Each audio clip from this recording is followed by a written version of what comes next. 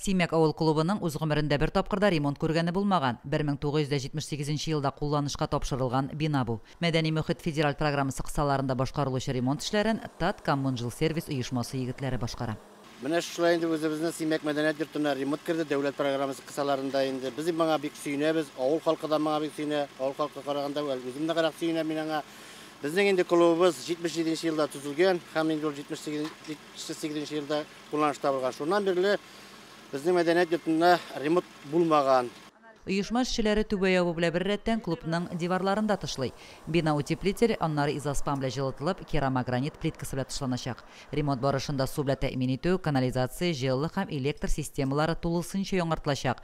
Пластик тәрәзәләр куелачак. Бинаны куллану куркыныч тудыра иде ди авыл халкы. Китапханә һәм ФАП түбәләреннән су агып утырган.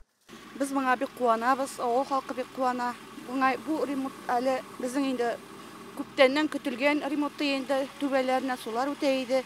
Эшләргә мөмкинлекләр юк иде. Медбукетка да әйбәт була инде безнең мәсәлән медбукет бар бит инде безнең монда.